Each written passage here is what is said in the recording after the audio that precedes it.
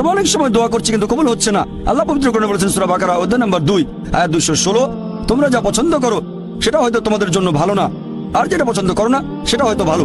তোমরা এটা জানো না, তবে আল্লাহ জানেন। উদাহরণস্বরূপ ধরেন একজন তরুণ ছেলে, বয়স হয়তো 20 বছর, সে দোয়া করছে, হে আল্লাহ সুবহানাহু ওয়া তাআলা একটা BMW দিয়ে দাও। জানি না BMW নাম শুনেছেন কিনা, BMW মোটরসাইকেল, আমি চাই একটা BMW মোটরসাইকেল, খুব ভালো মোটরসাইকেল। ছেলেটা দোয়া করলো, আল্লাহ সাড়া দিলেন না। হয়তো আল্লাহ জানেন যে আল্লাহ যদি তাকে মোটরসাইকেল দিতেন সে অ্যাক্সিডেন্ট করতো, পা ভেঙে ফ্র্যাকচার হতো, পঙ্গু হয়ে পড়ে থাকতো।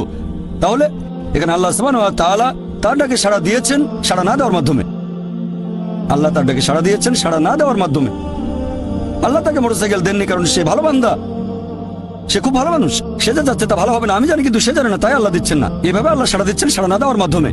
আবার কিছু লোকজন আছে, যেমন আল্লাহ বলেছেন পবিত্র কোরআনে সূরা বাকারা অধ্যায় নম্বর 2 আয়াত 15 ও 16, এখানে ভণ্ডদের কথা বলা হচ্ছে। আল্লাহ তাদের রশি দেবেন, তারা বিভ্রান্তের মতো ঘুরে বেড়াবে, তারা সম্পদ চেয়েছে আল্লাহ দিয়েছেন।